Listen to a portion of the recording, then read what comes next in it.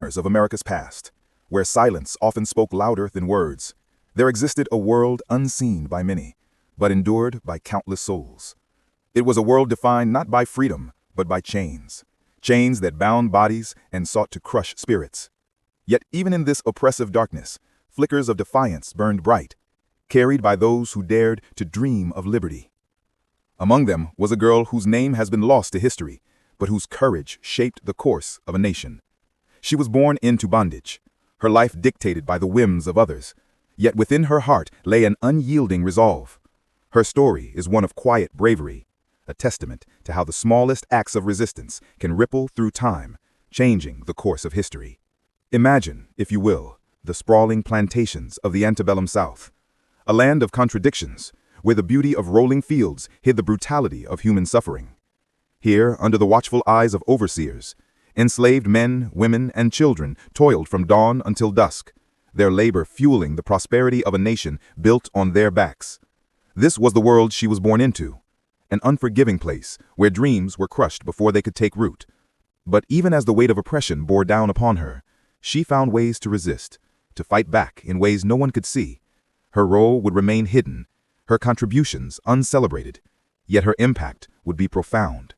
This is the story of a girl who became a hero, not through grand gestures or celebrated deeds, but through the quiet, relentless pursuit of freedom.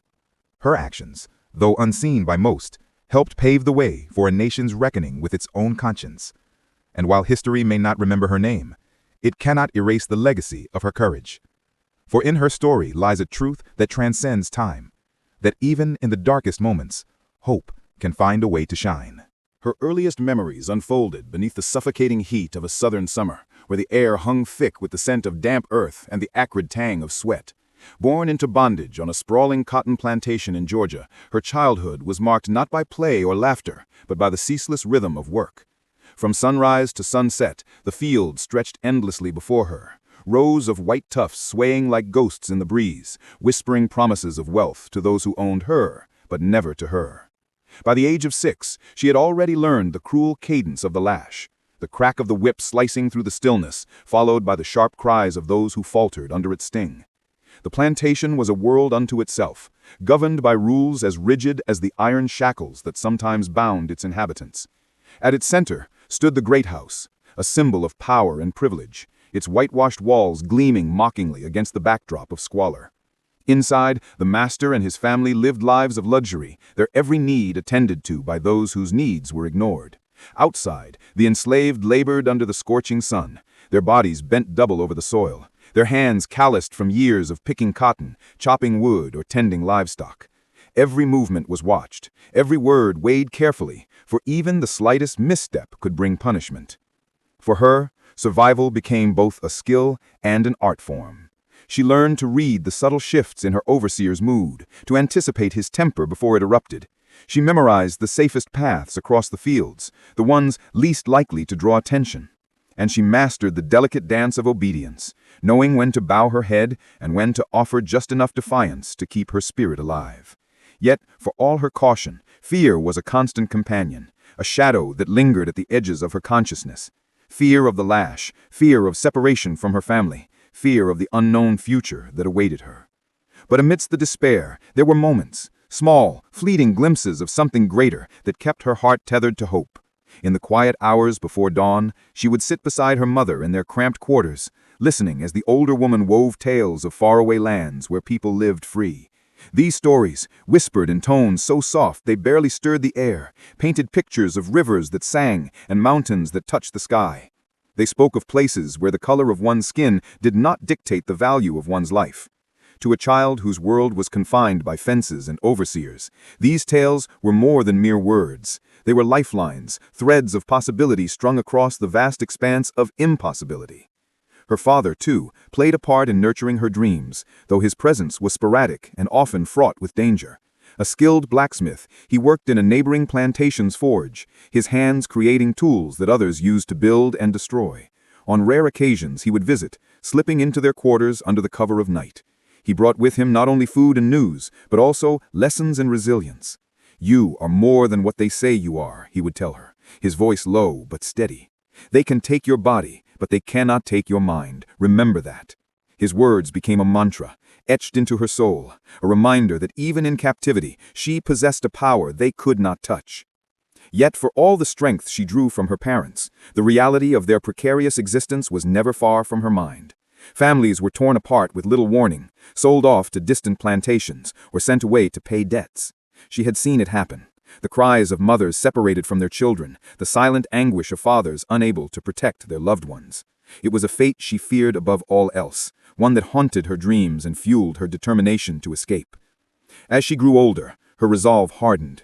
She began to notice things others overlooked: the patterns in the overseer's movements, the cracks in the fence line, the whispers exchanged between field hands. These observations became pieces of a puzzle she didn't yet fully understand, but instinct told her they mattered. Somewhere deep inside, a spark ignited, a quiet certainty that her life, however small and insignificant it seemed, could mean something more. And so she waited. She endured. She dreamed. For now, the chains held fast, but in her heart, she knew they would not hold forever. It was an ordinary afternoon, the kind that blended seamlessly into the monotony of plantation life, when the first crack appeared in the wall of her existence. She was crouched in the shade of the tool shed, mending a broken hoe handle, when she heard it, a faint rustle, almost imperceptible, coming from the dense thicket of trees beyond the fence. At first, she thought it was the wind, teasing the leaves into motion, but then she saw it, a figure, moving with deliberate caution, slipping between the trunks like a shadow. Her breath caught in her throat. Runaways were not uncommon, but they rarely came so close to the plantation. Most avoided the open fields, knowing the risk of being spotted. Yet here was someone, brazenly defying the odds, seeking refuge in plain sight. She froze, torn between fear and curiosity. If the overseer caught her near the fence, suspicion would fall on her instantly. But something about the figure compelled her to act. Perhaps it was the desperation in their movements, the way they stumbled as though every step required monumental effort. Or perhaps it was the memory of her father's words echoing in her mind. "You are more than what they say you are." Whatever the reason, she found herself rising to her feet, gripping the repaired hoe tightly as if it might shield her from the consequences of what she was about to do. With careful precision, she scanned the area, ensuring no one was watching. The fields were alive with the hum of activity, but the overseer was occupied elsewhere, barking orders at a group of field hands struggling to load a wagon. Taking advantage of the distraction, she slipped toward the fence, her heart pounding like a drum. When she reached it, she knelt low, peering through the gaps in the wooden slats. The figure, a young man, gaunt and trembling, was closer now, his face obscured by dirt and exhaustion. "Who are you?" she whispered, her voice barely audible. He flinched, startled, but then his eyes met hers, wide with both terror and relief. "Please," he croaked, his voice hoarse, "I need help." Her mind raced. Helping him would mean risking everything, her safety, her family, her very life. If she were caught, the punishment would be severe, possibly fatal. And yet, as she looked into his desperate gaze, she felt something stir within her, a force stronger than fear. It was empathy, yes, but also something deeper, a sense of purpose. For the first time she realized that her actions could matter, that she could be more than a passive observer in her own story. "I'll get you water," she said finally, her voice steadier than she expected. "Wait here." Returning to the tool shed, she retrieved a small clay jug filled with water and a scrap of bread she had saved from breakfast. Moving as quietly as possible, she passed them through the fence, her hands trembling as they brushed against his.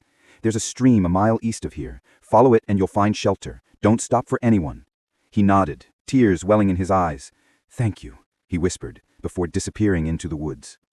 That night, as she lay awake in the stifling heat of the quarters, her mind replayed the encounter over and over. She had done something dangerous, something that could have cost her everything. Yet instead of regret, she felt a strange sense of exhilaration. For the first time she had taken control, however small, of her circumstances. And in doing so, she had discovered a truth that would change her life forever. Resistance was not just for the brave, it was for anyone willing to risk everything for freedom. The next morning, as she worked in the fields, she noticed something unusual, a pile of discarded tools near the edge of the property. Among them was a rusted spade, its blade partially buried in the dirt. As she bent to retrieve it, she felt a piece of paper tucked beneath the handle. Her pulse quickened as she unfolded it, revealing a crude map sketched in charcoal. It showed landmarks she recognized, a bend in the river, a cluster of rocks, and marked a path leading north. Beneath the map were 3 simple words: "Trust the stars." Her hands trembled as she slipped the paper into her pocket, her mind racing with possibilities. Was this left for her? Had the runaway returned to thank her or to recruit her? Either way, the message was clear. The world beyond the plantation was larger than she had imagined, and there were others fighting the same fight. Over the following weeks, she began to notice other signs. Songs sung by field hands took on new meanings, their lyrics veiled in metaphor, but unmistakably hopeful. Whispers of safe houses and secret routes spread like wildfire, carried on the lips of those who dared to dream. Slowly, cautiously, she pieced together the fragments of a network that operated in the shadows, a lifeline for those seeking escape. And though she did not yet know its name, she understood its purpose: the Underground Railroad. Her decision to join this clandestine effort was not lightly. Each act of resistance carried immense risk, and the penalties for discovery were unimaginable. Yet the memory of the runaway's gratitude and the map hidden in the spade fueled her resolve. She began to listen more intently, to observe more closely. She learned which overseers were most vigilant and which were prone to lapses in attention. She memorized the schedules of patrols and the routines of the plantation staff, and when the opportunity arose, she acted. One evening, under the cover of darkness, she slipped a bundle of food and clothing into the hollow of a tree near the fence, leaving it for whoever might need it. Another time, she used her knowledge of the overseer's habits to guide a frightened woman and her child to a safer part of the woods, pointing them toward the stream she had once described to the runaway. Each act was small, seemingly insignificant, but together they formed a tapestry of resistance, woven thread by thread into the fabric of freedom. As her involvement deepened, so too did her understanding of the stakes. The plantation was not an isolated entity. It was part of a vast system of oppression, upheld by laws and institutions designed to crush dissent. But within that system, cracks were forming, cracks widened by the courage of those who refused to accept their fate. She realized that her role, though hidden, was vital. She was a link in a chain, a whisper in a chorus of voices demanding justice. And so she continued, driven by a conviction that grew stronger with each passing day. The turning point had come not with a single moment of clarity, but with a series of choices, each one building upon the last. She had crossed a threshold, stepping out of the shadows and into the light of resistance. The road ahead would be fraught with peril, but she was no longer afraid. For she had found her purpose, and nothing, not fear, not punishment, not even death, could take that from her. Her role in the Underground Railroad was not one of grand speeches or daring rescues. Instead, it was a quieter, subtler form of heroism, one that thrived in the margins, where shadows concealed secrets and silence spoke volumes. She became a weaver of connections, stitching together the fragile threads of escape routes with an unerring precision that few could match. Each task she undertook was small in isolation, but collectively they formed a lifeline for those fleeing bondage, a lifeline that stretched hundreds of miles from the sweltering fields of Georgia to the frost-kissed shores of Canada. At first, her contributions were modest, passing messages encoded in song lyrics, hiding scraps of food in hollow logs, or marking safe pathways with subtle alterations to the landscape, a broken branch here, a pile of stones there. But as her confidence grew, so did the scope of her involvement. One night, under the cover of a storm that drowned out even the crickets' chirps, she ventured into the woods to meet a conductor, a man named Elias, whose face was weathered by years of guiding runaways to safety. He was skeptical at first, wary of trusting someone so young and untested. But when she handed him a bundle containing fresh bandages and a vial of medicinal herbs stolen from the plantation's infirmary, his expression softened. "You got guts, girl, but guts alone won't keep you alive out here. You need to be smarter than everyone else." From that moment on, she became indispensable. Elias taught her how to read the stars, how to navigate by the North Star's unwavering glow. He showed her how to interpret the coded songs sung by field hands, their melodies carrying directions and warnings. And he entrusted her with maps, simple sketches drawn on scraps of cloth or bark that outlined safe houses and crossing points. These maps were her most treasured possessions, folded neatly and hidden in the hem of her dress, ready to be shared with those who needed them most. But her greatest asset was her invisibility. To the overseers and plantation owners, she was just another face in the crowd, too insignificant to warrant attention. They never suspected that the girl who scrubbed floors and hauled water was also the one slipping notes into the pockets of runaways or signaling abolitionists from afar. She used this assumption to her advantage, moving freely within spaces others could not penetrate. Once, while delivering laundry to the big house, she overheard a conversation between the master and a visiting trader about an impending slave auction. Knowing the names of those slated to be sold, she quickly relayed the information to Elias, who arranged for several families to flee before the sale could take place. Her courage extended beyond mere logistics. On one harrowing occasion, she risked everything to save a boy, no older than 10, who had been captured attempting to escape. The overseer had chained him to a post in the yard, intending to make an example of him. That night, armed with nothing but a rusted nail file and sheer determination, she crept into the compound. The boy's eyes widened in disbelief as she knelt beside him, working feverishly to loosen the shackles around his wrists. "Don't move," she whispered, her voice trembling but resolute. "When I say run, you run." Minutes later, the boy was free, disappearing into the darkness as she covered his tracks. Though she managed to avoid detection, the incident left her shaken. For days afterward, she avoided eye contact with the overseer, certain that he suspected her involvement. But when no punishment came, she realized something profound. Her anonymity was her armor. As long as they underestimated her, she could continue to defy them. Her work also intersected with some of the era's most legendary figures. Harriet Tubman, known as Moses among the enslaved, once passed through the region, her presence electrifying those fortunate enough to cross her path. Though their meeting was brief, it left an indelible mark on her. Tubman's steely resolve and unwavering faith in God's plan inspired her to push harder, to take greater risks. "Freedom ain't free," Tubman had told her, her voice low but fierce. "You gotta pay for it with blood, sweat, and tears, but it's worth every drop." These encounters reinforced her belief that she was part of something larger than herself, a vast, interconnected web of resistance spanning states and generations. Each person she helped, each family she guided to safety, was a victory not just for them, but for the cause itself. And though she knew her contributions would likely go unrecognized, she found solace in the knowledge that history was shaped not only by famous names, but by countless unnamed heroes like her. Yet for all the triumphs, there were failures too. Not every escape attempt succeeded. Not every message reached its intended recipient. She bore witness to the heartbreak of recaptured runaways, their spirits broken by the cruelty of their captors. She saw mothers separated from their children, husbands torn from their wives, and entire communities shattered by the greed of those who profited from their suffering. These losses weighed heavily on her, threatening at times to extinguish the flame of hope within her. But she reminded herself of the bigger picture, of the thousands who had found freedom because of the sacrifices of others. Perhaps her most impactful contribution came during the height of the Civil War, when tensions between the North and South reached a boiling point. Rumors of Union victories and Confederate defeats rippled through the plantations, stirring unrest among the enslaved. Recognizing an opportunity, she began using her position to gather intelligence, eavesdropping on conversations between white soldiers stationed nearby, noting the locations of supply depots and relaying this information to abolitionist networks. It was dangerous work, requiring nerves of steel and a poker face that never faltered, but the rewards were immense. Her reports helped sabotage Confederate operations, weakening their grip on the region and hastening the end of the war. Through it all, she remained steadfast, driven by a vision of a world where chains were replaced by dignity, where fear gave way to freedom. Her actions may have gone unnoticed by history books, but they reverberated through the lives of those she touched. She was a beacon in the darkness, a steady hand guiding weary travelers toward the promise of a new dawn.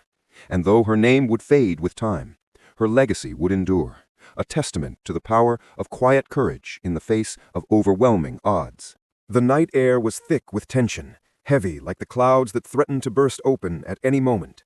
She moved swiftly, her bare feet barely making a sound against the damp earth.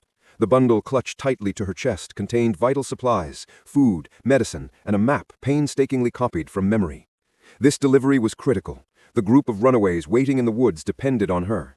They were exhausted, hungry, and dangerously close to being discovered. Failure was not an option. As she approached the rendezvous point, a sudden crack echoed through the trees, a snapped twig, perhaps, or the careless step of someone unaware of her presence.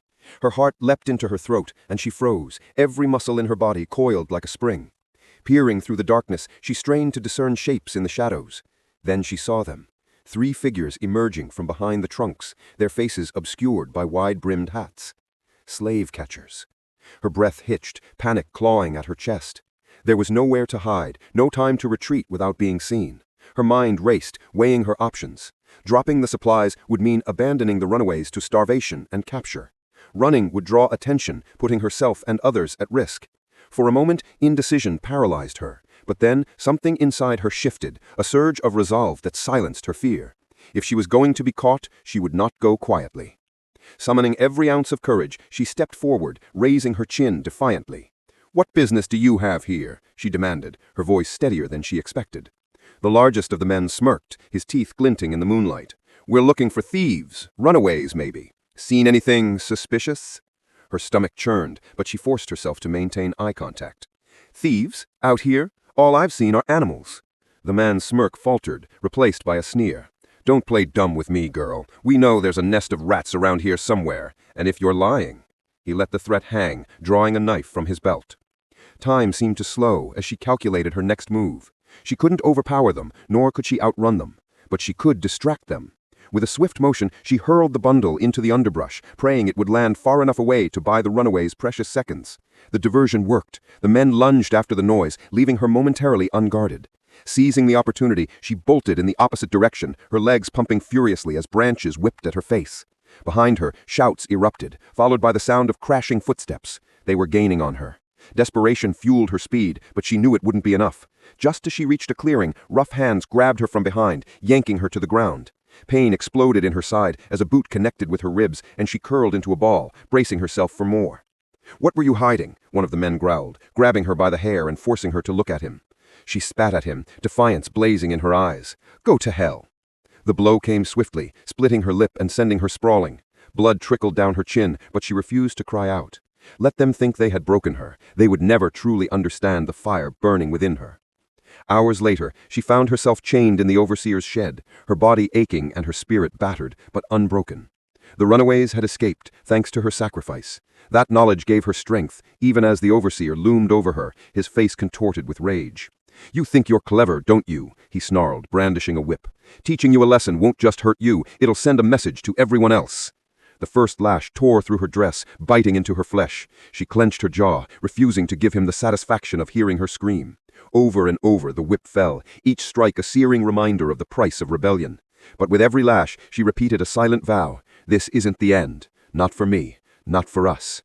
When the beating finally stopped, she lay there, broken but unbowed. The overseer stormed off, leaving her alone in the suffocating darkness. Tears streamed down her face, not from pain, but from the weight of everything she had endured and everything she still had to lose. Yet even in her darkest hour, she clung to hope.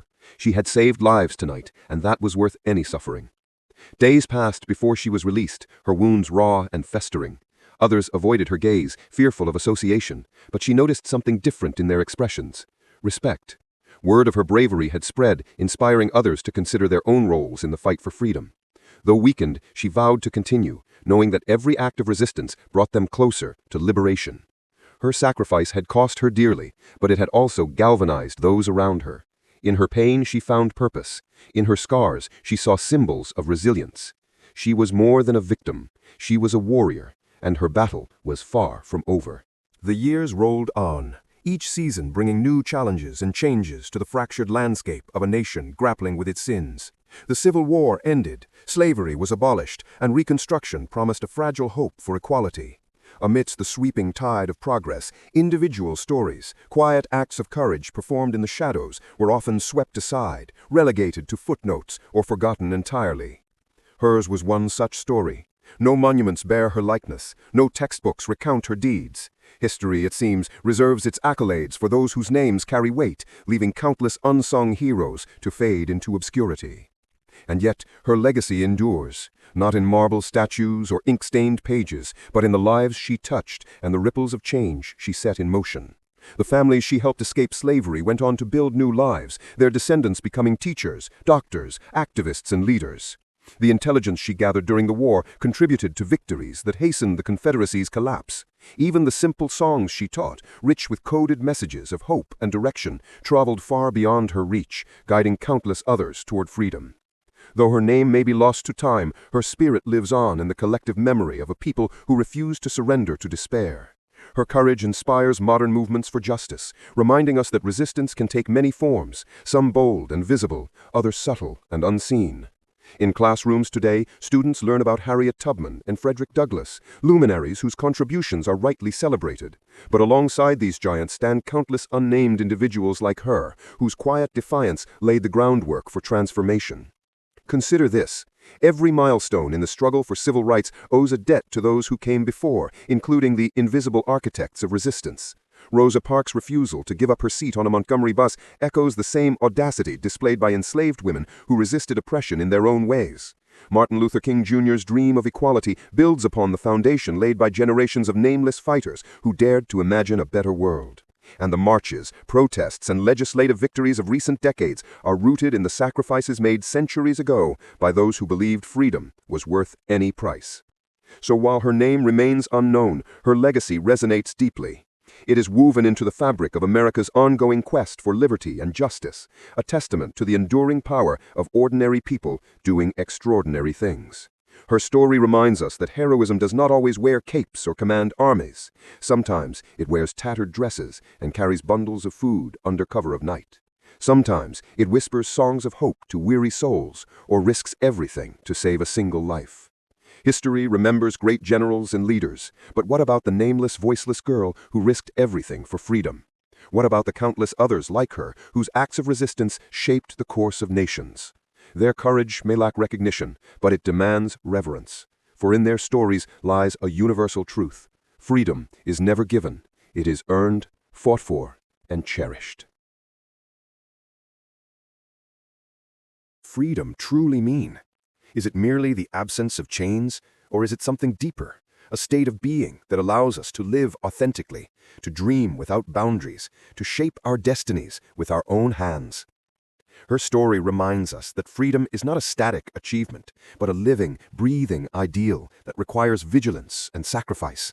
It is a torch passed from generation to generation, carried by those willing to stand against injustice, even when the odds seem insurmountable.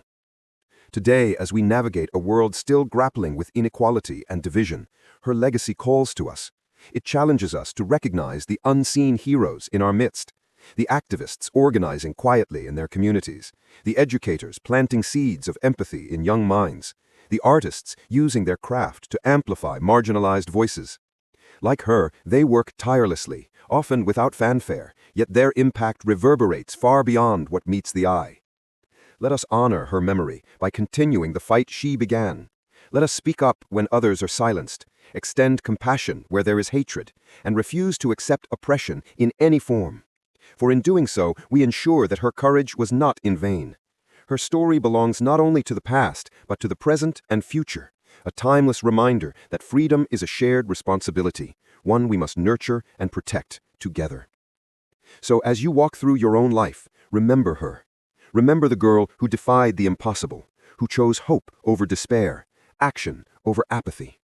Carry her spirit with you, and let it inspire you to be a force for good in whatever way you can. For in the end, it is not fame or recognition that defines a hero. It is the willingness to stand up, to speak out, to act. And in that sense, we are all capable of greatness.